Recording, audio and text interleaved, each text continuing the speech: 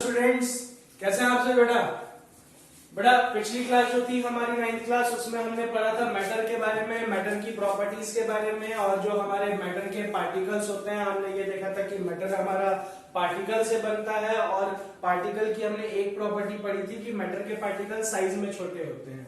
बेटा आज के इस वीडियो लेसन में हम मैटर के पार्टिकल्स की और बची हुई 3 प्रॉपर्टीज पढ़ेंगे और कुछ क्वेश्चन आंसर्स हैं मैटर और मैटर के पार्टिकल्स से रिलेटेड, उन क्वेश्चन आंसर्स को करेंगे और हमारा जो वीडियो लेसन है वो फिनिश होगा। तो आइए बिना टाइम वेस्ट किए आज के वीडियो लेसन पे चलते हैं। ठीक है, तो बेटा मैटर के पार्टिकल की पहली प्रॉपर्टी थी कि particles of matter are small in size. Matter के पार्टिकल्स की दूसरी प्रॉपर्टी है कि particle of matter have space in between them। कि बेटा मैटर के पार्टिकल्स जो होते हैं उनके बीच में स्पेस होता है। अब चलिए इस बात को जरा अच्छे से समझते हैं कि इस बात को हम एक्सपेरिमेंटली कैसे देख सकते हैं। तो गर्मी का टाइम है बेटा, गर्मी के टाइम में ये एक्सपेरिमेंट हम आराम से कर सकते हैं और आराम से देख सकते हैं। तो मेरे पास एक ये ग्लास है, इस ग्लास में ना मैंने ये काफी सारा वाटर फिल कर रखा है। ठीक है बेटा, पूरा ग्लास मैंने वाटर से भर लिया है और अब मैं क्या करता हूं कि इस ग्लास के अंदर मैं 2 स्पून, ठीक है, मैं 2 स्पून 2 चम्मच क्या करता हूं मैं इसके अंदर रसना मिला देता हूं। अब बेटा यहां पे एक बात ध्यान दीजिएगा, ठीक है, सभी लोग ध्यान से देखिएगा कि जो ग्लास है बेटा, ग्लास पानी से पूरे तरीके से भरा हुआ है ना बेटा। ग्लास पूरे तरीके से पानी से भरा हुआ है बेटा। अगर मैं इसमें स्पून रसना डालता हूं तो क्या होना चाहिए था बेटा, रसना डालने की वजह से उतना अमाउंट ऑफ पानी बाहर आ जाना चाहिए था, है ना। बात समझ लो ना क्या कह रहा हूं मैं कि बेटा अगर ग्लास जो है पानी से पूरा भरा हुआ है, उसमें हमने रसना डाला, तो जैसे हमने 1 चम्मच रसना डाला तो 1 चम्मच जितना पानी बाहर आ जाना चाहिए था, या 2 चम्मच रसना डाला तो 2 चम्मच जितना पानी बाहर आ जाना चाहिए था। पर उतना पानी बाहर नहीं आया है, बल्कि उस पानी के अंदर ये रसना जाकर के घुल गया है अच्छे से।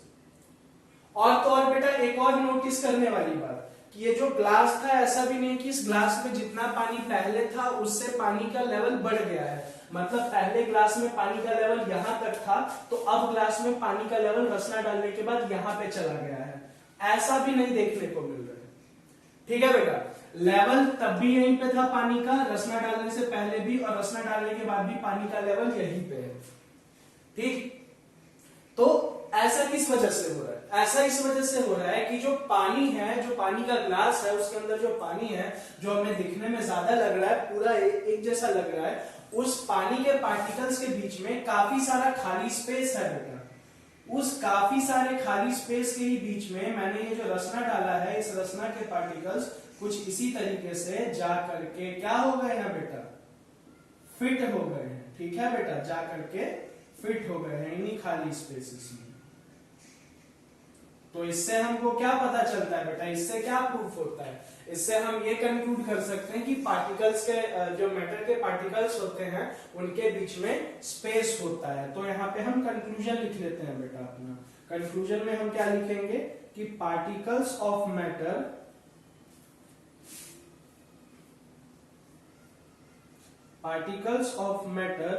have space in between them। ठीक है बेटा।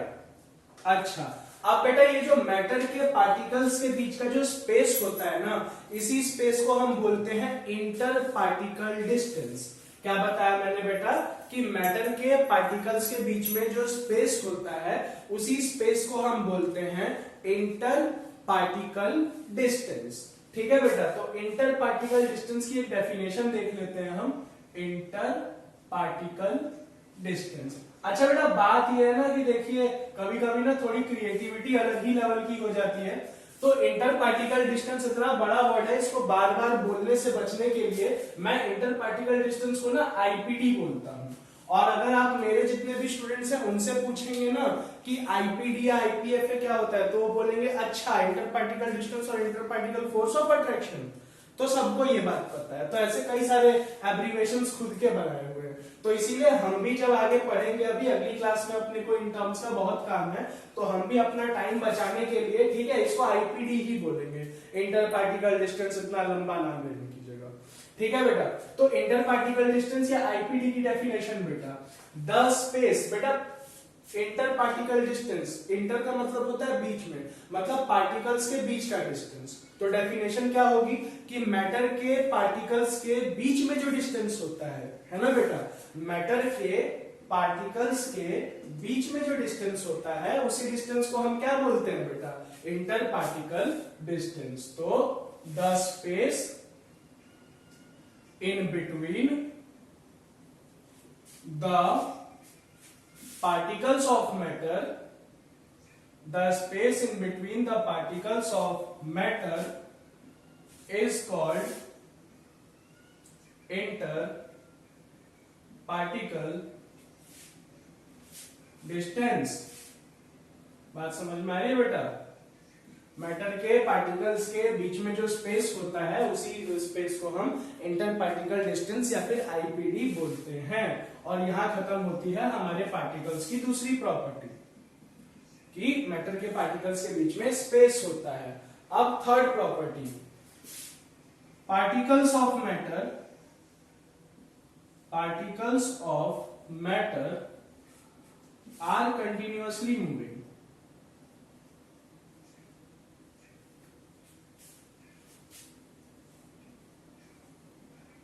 कि मैटर के जो पार्टिकल्स होते हैं वो कंटिन्यूअसली मूव करते हैं, ठीक है, मूवमेंट में रहते हैं। तो चलिए इसकी एक्सपेरिमेंट देखते हैं, हम इसका एक्सपेरिमेंट देखते हैं। तो 2-3 अलग अलग एक्सपेरिमेंट है, मैं आपको सारे बताता हूं। मान लीजिए बेटा, अगर हमारे पास कोई इंसेंस स्टिक है, अगरबत्ती है, उस अगरबत्ती को हमने क्या कर रखा है, 2 केसेस हैं बेटा, केस 1, केस 2। अगरबत्ती को केस 1 में हमने लाइट नहीं किया है, नॉन लाइटेड है ये, मतलब हमने इसको अभी जलाया नहीं। और केस 2 में इसी अगरबत्ती को हमने लाइट कर दिया है, जला दिया है, जला रखा है, ठीक है बेटा। तो अब मैं आपसे सवाल पूछता हूं बेटा, बताइएगा, केस 1 में जब हमने अगरबत्ती को जलाया नहीं है, उस केस में अगर मैं आपको बोलता हूं कि मुझे अगरबत्ती की खुशबू के बारे में बताइए कि चंपा, चंदन, लवंडर, गुलाब, चारों में से खुशबू लाजवाब कौन सी आ रही है आपकी अगरबत्ती में से, ठीक है, तो आपको अगरबत्ती की खुशबू सूंघने के लिए कितना दूर जाना पड़ेगा, या अगरबत्ती के कितना पास तक जाना पड़ेगा? काफी पास तक जाना पड़ेगा, है ना। अगरबत्ती के काफी पास तक जाएंगे आप, तब जाकर के आपको उसकी खुशबू आ पाएगी। चलिए बेटा आगे बढ़ते हैं फिर हम। तो जो बेटा अपनी नॉन लीटेड अगरबत्ती है, जैसा कि मैं बता रहा हूं आपको, उसकी खुशबू सूंघने के लिए हमें उसके काफी पास तक जाना पड़ेगा, है ना बेटा, तब जाकर के हमें उसकी खुशबू आएगी। ऑन द अदर हैंड, अगर हम उसी अगरबत्ती को जला देते हैं बेटा, तो मान लीजिए कि हमारे पास 2 कमरे हैं, एक कमरे में अगर हमने अगरबत्ती जलाई है और हम दूसरे कमरे में हैं, तो भी बेटा उस अगरबत्ती की जो खुशबू होगी वो एक कमरे से दूसरे कमरे तक हमारे पास आराम से पहुंच जाएगी अगरबत्ती को जलाने के बाद। सेम ऐसे बेटा खाने के साथ होता है कि जो कोई अगर ठंडा खाना होता है मान लीजिए, तो ठंडे खाने की खुशबू जो है वो हमें इतनी नहीं पता चल पाती है कि कैसा है कैसा नहीं, बट जो खाना बेटा एकदम गरम गरम होता है, जब मम्मी एकदम कुछ गरम गरम बढ़िया सा बना रही होती है और वो कुछ हमारा फेवरेट होता है हमारी मम्मी के हाथों का, तो हमें पता लग जाता है ना कि आज तो घर में यही बन रहा है ना। तो आप भी कमेंट करके बताइएगा ऐसे आपको क्या पता लग जाता है। जैसे मुझे तो जब राजमा चावल बनाती है मेरी मम्मी, तब पता लग जाता है, मेरा पर्सनल फेवरेट है कि हाँ आज तो राजमा चावल बन रहा है। तो वैसे आप भी कमेंट में बताइएगा आपका क्या पर्सनल फेवरेट है, ठीक है। और आगे बढ़ते हैं। ठीक इसी तरीके से मान लीजिए कि एक कंटेनर ले रखा है हमने, एक छोटा सा एक हमने बाउल ले रखा है, ठीक है, एक बर्तन ले रखा है, उस बर्तन में हमने थोड़ा सा मिल्क डाल दिया है यहाँ पे, ठीक है। और उस मिल्क में हम क्या करते हैं बेटा, उस मिल्क में हम थोड़ा सा ना ये डाल देते हैं, आपका चाय पत्ती डाल देते हैं, टी लीफ डाल देते हैं। तो टी लीव्स डाल दी है हमने, चाय पत्ती डाल दी है इस दूध के अंदर। अब बेटा यहाँ पे ना 2 कंडीशंस हैं यहाँ पे भी अगेन। एक कंडीशन मैं आपको देता हूं कि आप इसको गैस पे रखिए और गैस जो है आपकी ऑफ है, गैस आपने बुझा रखी है, गैस जल रही है, और दूसरे कंडीशन में आपने गैस ऑन कर रखा है। क्या लगता है बेटा किस केस में, अब मेरा सवाल सुनिएगा, कि किस केस में ये जो दूध है, दूध का कलर आपको रैपिडली बदलता हुआ दिखेगा? तो बेटा अगर मैं गलत नहीं हूं तो दूध का कलर हमें रैपिडली बदलता हुआ दिखेगा उस केस में जहां पे कि गैस ऑन है, क्योंकि जब गैस ऑफ रहेगी तब भी दूध का कलर हमें बदलता हुआ दिखाई देगा, पर बहुत धीमे। और जब बेटा गैस ऑन रहेगी तब दूध का कलर जो बदलेगा वो बहुत तेजी से बदलेगा, है ना, बहुत स्पीड में बदलेगा। ठीक है बेटा, तो इन चीजों से हम क्या कंक्लूड कर सकते हैं कि जो बेटा हमारे मेटल के पार्टिकल्स होते हैं वो कंटिन्यूअसली मूविंग करते हैं। ठीक है, तो कंक्लूजन लिख देते हैं यहां पे। कंक्लूजन में क्या लिखेंगे हम कि particles of matter, particles of matter are continuously moving, कि जो मैटर के पार्टिकल्स होते हैं वो कंटिन्यूअसली मूविंग होते हैं। और बेटा एक बात ध्यान से सुनिए कि किसी भी चीज के मूवमेंट की वजह से उसमें ना एक एनर्जी आती है। ठीक है, कोई भी चीज अगर मूव कर रही है, कोई भी पार्टिकल, कोई भी चीज अगर मूव कर रहा है तो उस मूवमेंट की वजह से उसमें एक एनर्जी आएगी, उस एनर्जी को हम बोलते हैं काइनेटिक एनर्जी। तो बेटा यहां देखिए, यहां हमने क्या लिखा है, पढ़िए कि particles of matter are continuously moving. बेटा अभी अभी भैया ने बोला कि कोई चीज अगर मूव करेगी तो उसके अंदर एनर्जी होगी। मैटर के पार्टिकल्स काइनेटिक एनर्जी होगी, मैटर के पार्टिकल्स मूव कर रहे हैं तो क्या इसमें एनर्जी होगी? होगी, है ना, तो इसमें काइनेटिक एनर्जी होगी, यानी कि that is they possess kinetic energy, है ना बेटा। अब इसी को हम जरा काइनेटिक एनर्जी जो है, काइनेटिक एनर्जी की एक हम छोटी सी डेफिनेशन देख लेते हैं। काइनेटिक एनर्जी अगर हमसे कोई पूछेगा तो क्या हम डिफाइन करेंगे? तो बेटा अभी के लिए हम ये कह सकते हैं कि the energy of particles of matter due to their motion is called kinetic energy। कि बेटा मैटर के पार्टिकल्स की वो एनर्जी जो कि उनके मोशन के वजह से हो, उस एनर्जी को ही हम क्या बोलेंगे बेटा? काइनेटिक एनर्जी बोलेंगे। और बेटा काइनेटिक एनर्जी से जुड़ी एक छोटी सी ज्ञान की बात समझ लेते हैं। ज्ञान की बात यह है बेटा कि देखिए जो भी पार्टिकल मोशन करेगा, यानी कि अगर पार्टिकल का मोशन होगा तो पार्टिकल के मोशन की वजह से क्या होगा बेटा? काइनेटिक एनर्जी होगी। ठीक है बेटा, और एक और चीज देखिए यहाँ पे, अब एक और चीज मैं आपको दिखाता हूं, पहले रुकिए, यहाँ देखते हैं सही से। बेटा यहाँ देखिए, फर्स्ट केस जो अगरबत्ती वाला एग्जांपल है, इसमें जब हमने अगरबत्ती को हीट नहीं किया है, जब जलाया नहीं है, तब खुशबू धीरे से आ रही है, और जब जलाया है तब खुशबू तेज से आ रही है। खाने के केस में ठंडे खाने में खुशबू धीरे से आती है, गर्म खाने की खुशबू जल्दी आ जाती है। चाय पत्ती के केस में जो दूध का कलर होता है वो गैस ऑफ होने पे धीरे धीरे बदलता है, गैस ऑन होने पे बहुत तेजी से बदलता है। यानी कि हम क्या बोल सकते हैं बेटा कि जो टेम्परेचर होता है, टेम्परेचर की वजह से किसी भी पार्टिकल का मोशन अफेक्ट होता है। बेटा ये यहाँ पे जो सिंबल बनाया है इसको हम बोलते हैं डायरेक्टली प्रोपोर्शनल। डायरेक्टली प्रोपोर्शनल का मतलब क्या होता है बेटा कि दो चीजें ना, आप इसको ऐसे याद रखिएगा कि अगर दो चीजें एक दूसरे के, आज के बाद आपको कभी भी ये सुनने को मिले कि दो चीजें एक दूसरे के डायरेक्टली प्रोपोर्शनल है, मतलब दोनों चीजें एक दूसरे की दोस्त हैं। ठीक है, कई सारे लोगों को डायरेक्टली प्रोपोर्शनल और इक्वल सेम लगता है, डायरेक्टली प्रोपोर्शनल और इक्वल सेम नहीं है बेटा।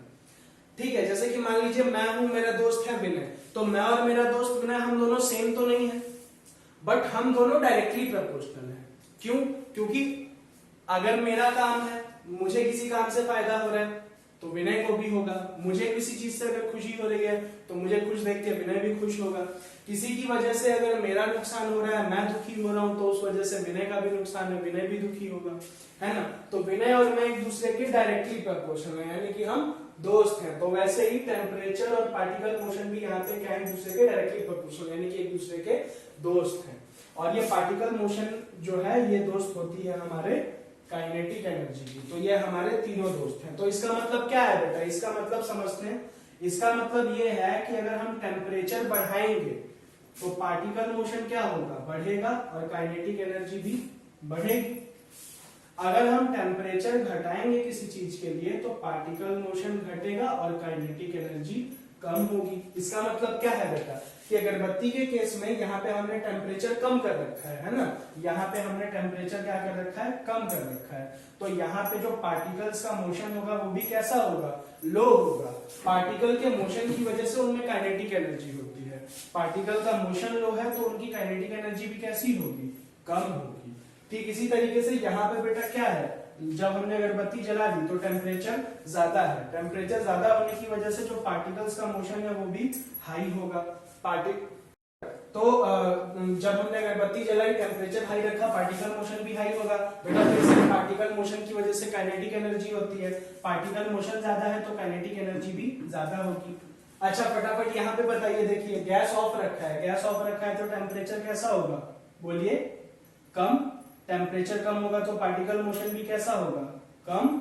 और पार्टिकल मोशन कम है तो पार्टिकल मोशन की वजह से होती है काइनेटिक एनर्जी, काइनेटिक एनर्जी भी होगी हमारी कम। अच्छा अगर हमने गैस को ऑन किया बेटा, तो गैस को ऑन करने पे जो टेम्परेचर होगा, टेम्परेचर कैसा रहेगा, ज्यादा। टेम्परेचर ज्यादा है तो पार्टिकल मोशन भी कैसा होगा, ज्यादा। और अगर पार्टिकल मोशन ज्यादा है तो पार्टिकल मोशन ज्यादा होने की वजह से काइनेटिक एनर्जी भी क्या होगी, क्योंकि पार्टिकल मोशन की वजह से काइनेटिक एनर्जी होती है। पार्टिकल मोशन अगर ज्यादा है तो काइनेटिक एनर्जी भी होगी हमारी ज्यादा। बात समझ में आई बेटा। अब हमारे पास कुल मिला के बस एक और प्रॉपर्टी बच रही है, वो एक प्रॉपर्टी, और सिर्फ 4 क्वेश्चंस है करने के लिए, वो 4 क्वेश्चंस, उसके बाद हमारी क्लास फिनिश। आप देख लीजिए एक बार इसको अच्छे से, फिर आगे बढ़ते हैं हम। चलिए बेटा आगे बढ़ते हैं। Fourth and last property. तो फोर्थ एंड लास्ट प्रॉपर्टी जो है पार्टिकल्स, मैटर के पार्टिकल्स की, वो ये है कि particles of matter attract each other.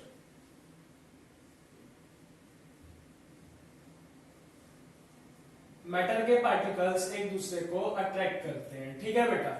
चलिए अब आगे बढ़ते हैं, इसके बारे में आगे बात करते हैं, एक्सपेरिमेंट देखते हैं। तो बेटा एक्सपेरिमेंट में यहां मैं आपको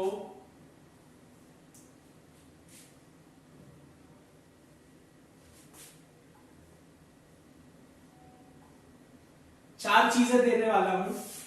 एक पेपर है, एक पॉलीथीन है,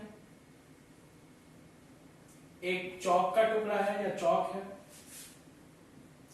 और एक आयरन मिल है, लोहे की कील है। अब बेटा मेरी कंडीशन सुनिए, मैं क्या कह रहा हूं आपसे। आपको इनके छोटे छोटे टुकड़े करने हैं। तो चलिए शुरू करते हैं। जब आप पेपर को लेंगे तो पेपर को आप बहुत आसानी से अपने हाथों से फाड़ करके उसको छोटे छोटे टुकड़ों में कन्वर्ट कर सकते हैं, यानी कि पेपर के केस में इजी होगा, बहुत इजीएस्ट, सबसे आसान होगा पेपर के केस में, है ना बेटा, पेपर के छोटे छोटे टुकड़े करना।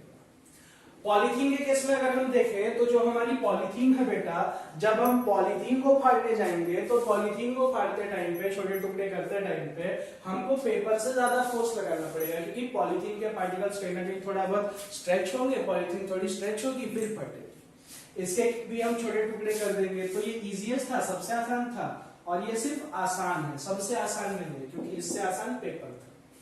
चौक के केस में हम हाथ से छोटे छोटे टुकड़े कर देंगे, थोड़ा टाइटली उनको क्रश करेंगे चौक के टुकड़ों को तो और छोटे टुकड़े हो जाएंगे, बट यहाँ पे हमने और ज्यादा फोर्स लगाया है तो ये थोड़ा सा हार्ड पड़ा हमें। अच्छा बेटा एक बात बताइए, जो चौक के छोटे छोटे टुकड़े हमने अभी किए, अगर हम उनको हथौड़े से मारे, हैमर करें, तो क्या होगा, चौक पाउडर बन जाएगा ना, चौक पाउडर में कन्वर्ट हो जाएगा, है ना बेटा।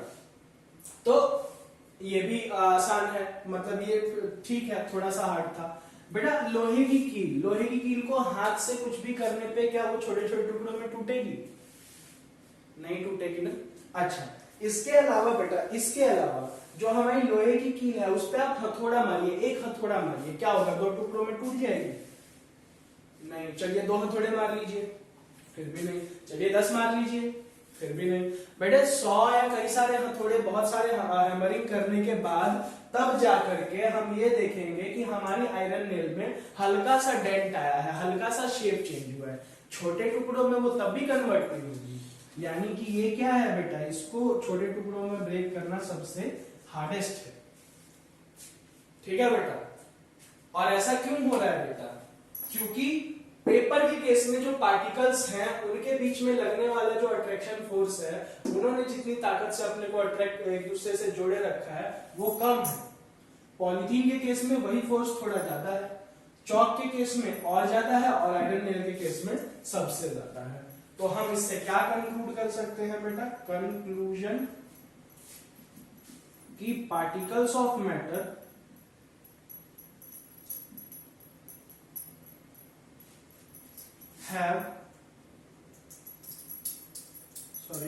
particles of matter attract each other।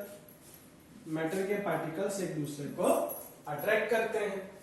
अच्छा, और ये जो अट्रैक्शन है मैटर के पार्टिकल्स के बीच में बेटा, इसी को हम बोलते हैं इंटर पार्टिकल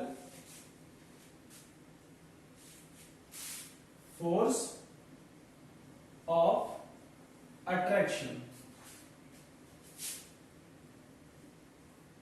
ठीक है, inter particle force of attraction यानी कि IPFA, inter particle force of attraction. ठीक है बेटा। तो inter particle force of attraction क्या होगा कि मैटर के पार्टिकल्स के बीच में लगने वाला जो फोर्स है बेटा, जो कि मैटर के पार्टिकल्स को पास पास रख रहा है, उसी को हम क्या बोलेंगे? Inter particle force of attraction, है ना बेटा। तो यहां पे लिख देते हैं हम the force of attraction present between the particles of matter is called interparticle force of attraction, है ना बेटा। अच्छा चलिए ठीक है, इतना तो हमको समझ में आ गया। अच्छा बेटा, एक लास्ट बात जो कि है ज्ञान की बात, उसके बाद हमें क्वेश्चंस करने हैं बस। तो बेटा ज्ञान की बात में बात ये है कि देखिए, हमने 4 प्रॉपर्टीज पढ़ी मैटर के पार्टिकल की, समझ में आ गई हमें क्या क्या 4 प्रॉपर्टी। मैटर के जो पार्टिकल्स होते हैं उनका जो साइज होता है बहुत छोटा होता है। मैटर के पार्टिकल जो होते हैं उनके बीच में स्पेस होता है। मैटर के पार्टिकल जो है वो कंटिन्यूअसली मूविंग होते हैं। मैटर के पार्टिकल जो है वो एक दूसरे को अट्रैक्ट करते हैं। बेटा यहाँ पे मैं आपको एक छोटी सी बात बताना चाहूंगा कि जो हमारे मैटर है, मैटर के पार्टिकल्स के बीच में स्पेस होता है, ठीक है, पर ध्यान रखिएगा बेटा कि हर मैटर के पार्टिकल्स के बीच का स्पेस अलग अलग होगा। जैसे ये मार्कर पेन है तो इसके पार्टिकल्स के बीच का स्पेस अलग अलग होगा।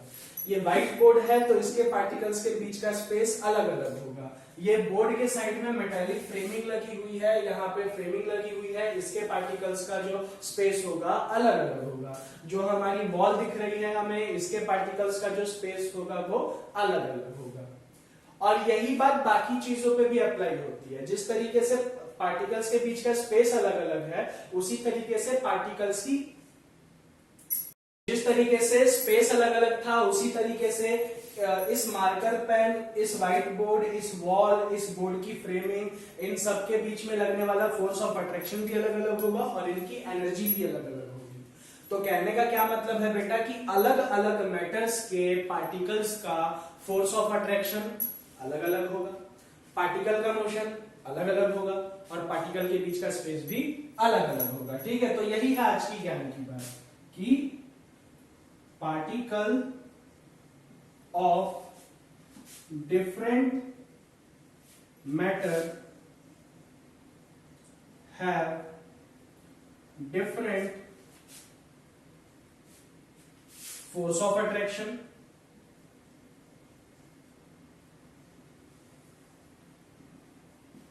spacing and energy. ठीक है बेटा, अब चलिए अब बढ़ते हैं हम कुछ क्वेश्चंस की तरफ। हमारे चैप्टर 1 के पेज नंबर 3 पे कुछ इंटेक्स क्वेश्चन है, बुक के अंदर कुछ क्वेश्चन दिए हुए हैं, तो उन कुछ क्वेश्चंस को करते हैं। क्वेश्चन नंबर 1, 2, 3, 4 4 क्वेश्चंस हैं।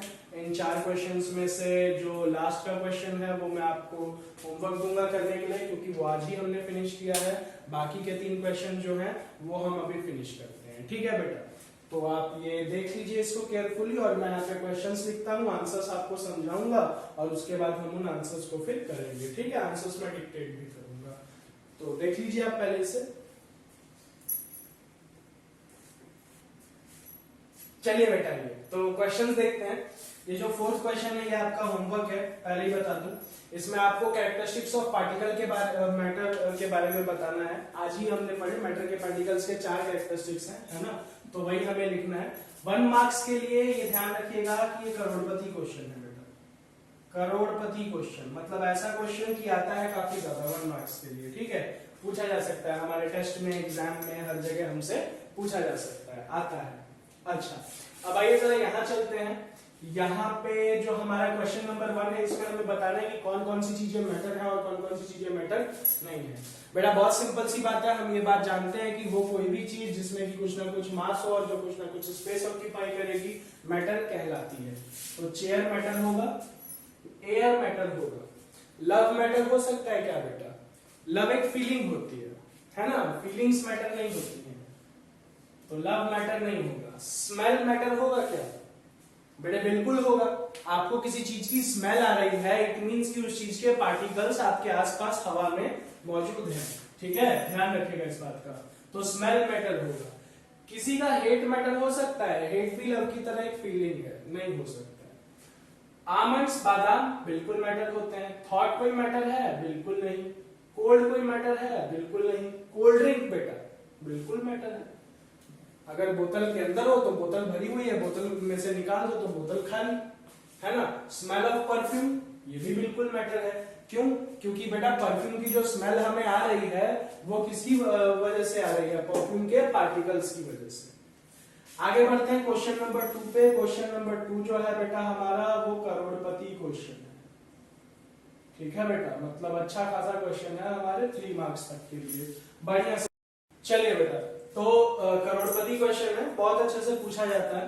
और क्वेश्चन क्या बोल रहा है कि देखिए जो गर्म खाना होता है, जैसा कि अभी हमने थोड़ी देर पहले बात की थी कि जो हॉट सिजलिंग फूड होता है, गर्म खाना होता है, गर्म खाने की खुशबू हमको बहुत दूर, जब हम मतलब हल्का सा दूर ही जब हम रहते हैं खाने से, तभी हमें आ जाती है। बल्कि और दूसरी जगह तरफ ठंडे खाने की खुशबू के लिए हमको थोड़ा सा उसके पास जाना पड़ता है, तो इसका हमको रीजन देना है। तो बेटा रीजन हम जानते हैं, रीजन क्या है कि जो गर्म खाना होता है, गर्म खाने के पार्टिकल्स में एनर्जी कैसी होती है? ज्यादा होती है। तो गर्म खाने के पार्टिकल जो होते हैं वो हवा में जल्दी मिल जाते हैं, घुल मिल जाते हैं, और हवा में जल्दी घुल मिल के क्या करते हैं बेटा? हम दूर तक ट्रेवल करते हैं, हमको खुशबू आती है उनकी। ठंडे खाने के केस में अगर बात करें तो ठंडे खाने के केस में पार्टिकल की एनर्जी कैसी होगी? कम होगी। पार्टिकल की एनर्जी कम होने की वजह से वो हवा में उतनी तेजी से नहीं घुलते हैं और उनकी खुशबू हमको देरी से आती है। तो इसका आंसर लिख लेते हैं। चलिए लिखिए, केस बना के लिखेंगे हम। तो पहले लिखिए, in the case of hot food, hot food के केस में, in the case of hot food, particles of food have high energy, particles of food have high energy and motion,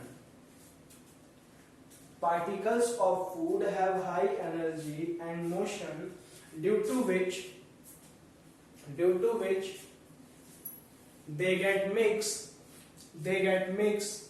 in air very easily and reaches us and reaches us several meters away. But in the case of cold food,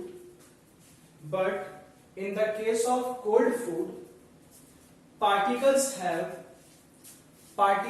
have less energy and motion, and they take time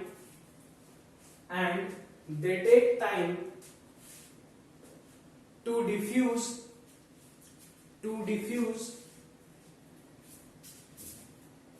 या mix भी लिख लीजिएगा, to diffuse या mix into air and to get their smell we need to go close to them. ठीक है बेटा, चलिए आगे क्वेश्चन नंबर 3 देखते हैं कि एक डाइवर जो है वो एक स्विमिंग पूल का जो पानी होता है उसको इजीली कट कर देता है। इससे हमें मैटर की कौन सी प्रॉपर्टी का पता चलता है? बेटा एक डाइवर जो है वो स्विमिंग पूल के अंदर जो पानी होता है उसको इजीली कट कर देता है। इससे हमको ये पता चलता है कि जो मैटर के पार्टिकल्स हैं उनके बीच में स्पेस होता है। और देखिए डाइवर जब कट कर रहा है तो कट करने में उसको थोड़ा बहुत फोर्स लगाना पड़ेगा, तो इससे हमें ये भी पता चलता है कि जो मैटर के पार्टिकल्स होते हैं उनके बीच में थोड़ा फोर्स ऑफ अट्रैक्शन भी होता है। तो लिखिए from this we conclude that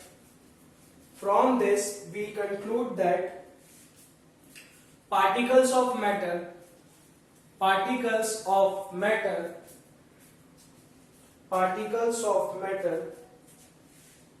have space in between them. Particles of matter have space in between them and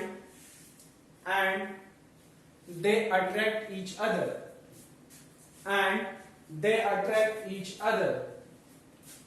ठीक है बेटा, ये लास्ट क्वेश्चन अपना होमवर्क है। तो चलिए अब सभी लोग ध्यान से सुनेंगे मेरी बात कि ये जो वीडियो है इसको अच्छे से देखना है, ये जितने नोट्स हैं इनको अच्छे से बनाना है। और ये आज हमारी तीसरी क्लास है ना, तीसरी क्लास है हमारी। तो इन तीनों क्लासेस के जो वीडियो लेसन अभी तक कवर हो गए हैं, इन तीनों क्लासेस में जितने वीडियो लेसन हुए हैं, जितना काम हुआ है, वो सारे के सारे नोट्स बनाने हैं और नोट्स बना के मेरे पर्सनली भैया को भेजने हैं, ठीक है ना, एज एन होमवर्क। ये हमारा आज का होमवर्क है, ठीक है। बाकी मिलते हैं, अगली वीडियो मिलेगी आप लोगों को कल हम पढ़ेंगे, कल का टॉपिक बहुत अच्छा है। कल हम पढ़ेंगे क्लासिफिकेशन ऑफ मैटर के बारे में, सॉलिड लिक्विड गैस इसके बारे में पढ़ेंगे और इनकी प्रॉपर्टी कवर करेंगे। तो कल की क्लास थोड़ी बड़ी जाएगी क्योंकि कल हम पूरा टॉपिक कवर करेंगे। वो सॉलिड लिक्विड गैस के बारे में पढ़ेंगे, उनकी प्रॉपर्टी के बारे में पढ़ेंगे, उनकी डेफिनेशन देखेंगे, कुछ 10-12 प्रॉपर्टी है वो सब देखेंगे। बहुत अच्छी क्लास है कल की, ठीक है। तो चलिए फिर मिलते हैं बिना किसी देरी के, है ना। जय हिंद।